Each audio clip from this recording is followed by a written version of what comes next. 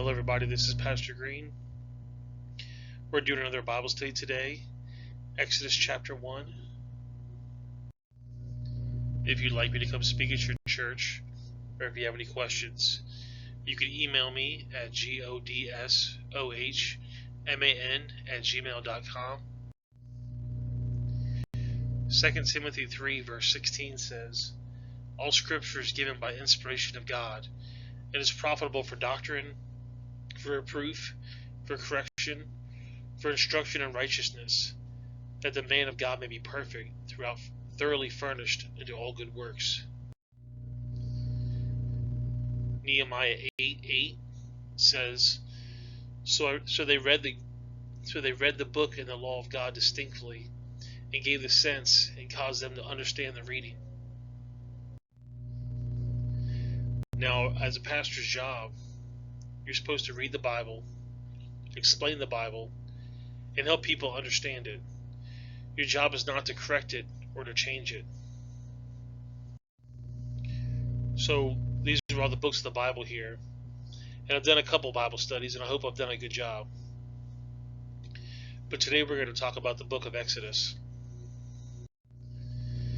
In the last days, the scoffers are willingly ignorant of three things: the creation, the flood, and the coming judgment. They're ignorant of the creation because if there's a creator, if there's a creation, there's going to be a creator. And if there's a creator, you need to figure out who he is and what he wants, and you better do it because he's going to be God. They're ignorant of the flood because if there's a flood, that means this creator is able to judge his creation. And they don't like that idea at all. And they're willingly ignorant of the coming judgment because if there's a coming judgment, that means they're going to be judged for how they live their life, how they follow the Creator. Romans 1:20 says, "For the invisible things on him from the creation of the world is clearly seen, being understood by the things that are made, even his eternal power and Godhead, so that they are without excuse." Because that, when they knew God, they glorified him not as God, neither were they thankful, but became vain in their own imaginations, and their foolish heart was darkened. Professing themselves to be wise, they became fools. Genesis 1:1 says, "In the beginning God created the heaven and the earth." The question is, do you believe that? Hebrews 1:10 says, "And thou, Lord, in the beginning hast thou laid the foundations of the earth, and the heavens are in the works of thine hands." Matthew 19:4 says, "And he answered and said upon them, Have you not read that he which made them at the beginning made them male and female?" He's talking about Adam and Eve in the beginning. Mark 10:4 and 5 says, "And they said, Moses suffered to write a bill of divorcement, and to put her away. And Jesus answered and said unto them, For the hardness of your heart he wrote to you this precept. But from the beginning of the creation God made them male and female. For this cause a man shall leave his father and mother and cleave to his wife." He's saying that Adam and Eve is the beginning of the creation. And if you read Genesis, you'll see some genealogies. This is Adam lived 130 years and begot a son and called his name Seth. And Seth lived 105 years and begot Enos. And Enos lived 90 years and begot Canaan. And you can take these numbers and you add them all up, and you're going to get that the world was created about 4000 BC. This is a big chart right here you can get from Dr. Dino. I think it's 6 for $30 or something like that. Or you can get it from me for $5 if I come to your church or if you know me personally. And you can see on this chart there's the flood in the little middle screen there. You can also see that Jacob could have possibly known Shem. They were around the same time. And Shem was Noah's son, so he would have known all about the flood and could have told it to Jacob, which could have told it to his 12 sons. So the biblical view of history says about 6,000 years ago, God created the heaven and the earth. About 4,400 years ago, there was a flood. And then about 2000 BC, or 300 years after the flood, God called Abram. And you can see this is Africa and the Middle East and stuff like that. And Israel is going to be right here in this little circle. And God called Abram and gave him promises of a special land and a seed. Genesis 12:1 says, Now the Lord said unto Abram, Get thee out of thy country, and from thy kindred, and from thy father's house, unto a land that I shall show you, or the promised land. So he told Abraham, Leave everything you know, and I'm going to show you a promised land. And so Abraham left Ur and went to Haran and eventually went to Shechem. So he started over here in Ur, which is in basically Babylonia or close to Babylon. And he went all the way up here to Haran. And then later from Haran he went down to Shechem, which is going to be over here. And he says, I will make thee a great nation, and I will bless thee, and I will make your name great, and thou shalt be a blessing. He gave him 4 promises if you do this. And honestly, the Jewish contribution to the world is amazing.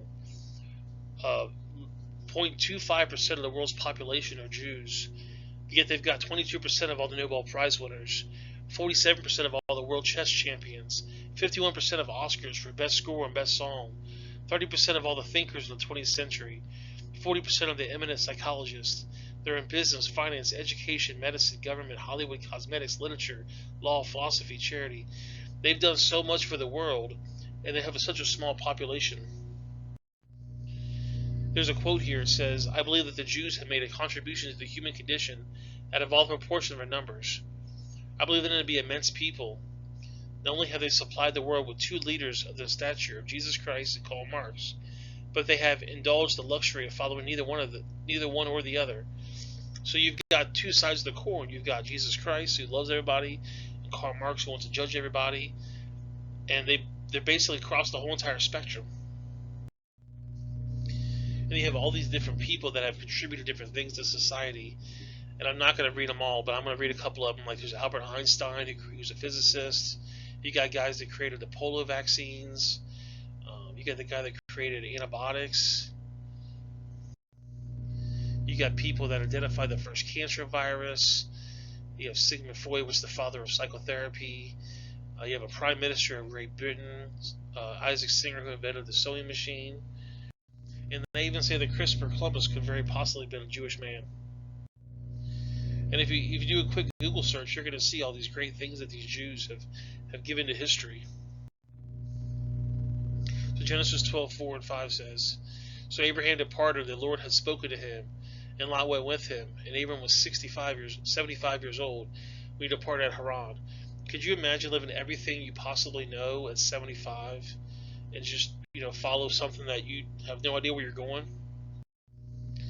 And Abram took Sarai his wife, and Lot his brother's son, and all their substance that they had gathered, and the souls that have gotten in Haran, and they went forth to go to the land of Canaan, and to the land of Canaan they came. And Abraham passed through the land of the place of Shechem unto the plains of Moreh, and the Canaanites were there in the land. So he's doing what God's asking him to do, and it's this great big long journey. And the Lord appeared to Abram and said, Unto thy seed I will give this land. And their builders he an altar to the Lord who appeared unto him. So he told Abram, your family's going to own this land one day. And he said, I'm going to do a couple things. I'm going to bless them that bless you. I'm going to curse them that curse you. And these shall see all families of the earth will be blessed because of you. So if people are nice to you, I'm going to take care of them. If they're mean to you, I'm going to curse them. And the whole entire world is going to be blessed because of you, Abram. And so you can see here, here's Israel. And you can see on the left what Israel is supposed to look like and what it looks like now. You can see a little small green strip on the right is all it is left. And Abram had many children. He had 2 children, one with Hagar, one with Sarai. And then later he remarried and had more kids. But the Abrahamic line, as you see, if you follow the blue down there, he gets down to Jacob. And then Jacob had 4 wives. And Leah gives you the sceptical promise. And Rachel ended up giving the birthright promise. And in this Bible study, we're going to be dealing with the time when Moses was led the children out of Israel, out of Egypt, into the Exodus. And you can see the genealogy of Abram. You have Abraham, who had Isaac, who had Jacob, who later had Joseph. And that's where Genesis ends with Joseph. So Jacob had 12 children, of the 12 tribes of Israel. And Joseph is, like I said, he's the end of Genesis, where basically Exodus is going to start. So you can see Abraham, Isaac, Jacob, and Joseph on this map. And like I said, Joseph could have known Shem, and so could Abraham or Isaac. But Joseph could have known Shem, who was Noah's son, and he could have told his 12 children. Genesis 50:23. And Joseph saw Ephraim's children in the third generation. The children also of Machir and the son of Manasseh were brought upon the Joseph's knee. And Joseph said unto his brethren, I die, and God will surely visit you and bring you out of this land. And I always wondered, why not just leave now? The famine's been over for 75 years. But for whatever reason, they stay. And it says that you're going to get this land that Abraham, Isaac, and Jacob promised. And Joseph took an oath to the children of Israel, saying, God will surely visit you, and ye shall carry up my bones from hence. And Joseph died, being 110 years old, and they embalmed him, and he was put in a coffin in Egypt. And that's how Genesis 50 ends. So Genesis ends with a coffin in Egypt. Genesis covers over 2,300 years and over 1/3 of the world's history in one book. And you can get this chart from drdino.com or 855 Big Dino. I think it's 6 for $30 or something like that. Or you can get it through me for $5 if I come to your church. And this chart right here shows you the timeline of history. Again, you can get this through Dr. Dino or BigDino.com or 855 Big Dino, or you can get it from me for $10. And so Genesis covers this first 1/3 of the world history up until Moses. And Exodus 1 starts, Now these are the names of the children of Israel which came to Egypt. Every man in his household came with Jacob: Reuben, Simeon, Levi, Judah, Issachar, Zebulun, Benjamin, Dan, Naphtali, Gad, and Asher. And all the souls that came out of the loins of Jacob were 70 souls. For Joseph was in Egypt already. And Joseph died, and all of his brethren, and all this generation. And the children of Israel were fruitful, and increased abundantly, and multiplied, and waxed exceedingly mighty, and the land was filled with them. So it started with 70 souls, and I believe that most scholars say that it's right about 1 million people by this time. Now there arose a new king of Egypt, which knew not Joseph. And he said unto his people, Behold, the people of the children of Israel are more and mightier than we. So he's looking at his land, and he's going, wow, there's a lot more of them than there is of us. So the Pharaoh thought to himself, what am I going to do about this? I am the supreme leader, right? And he said, come on, let us deal wisely with them, lest they multiply. And it comes to pass that when there's a fallout, any war, they join into our enemies and fight against us. And so get them up out of the land. So the Pharaoh, this king, said, there's a lot more of them than there is of us. And there's really no reason why they should stay here. So we need to get rid of them. How are we going to get rid of them? Because we don't want them to join our enemies and conquer us. So he says, therefore, he set over them taskmasters to afflict them with the burdens. And they built for Pharaoh treasure cities, Pithom and Ramses. So he gets to thinking, if I burden these people, if I cause them to be slaves, they're not going to like it here, then they're going to want to leave. So I'm going to basically make them my slaves. And you can see Lower Egypt. You have Ramses and Pithom right on there. But the more they afflicted them, the more they multiplied and grew. And they were grieved because of the children of Israel.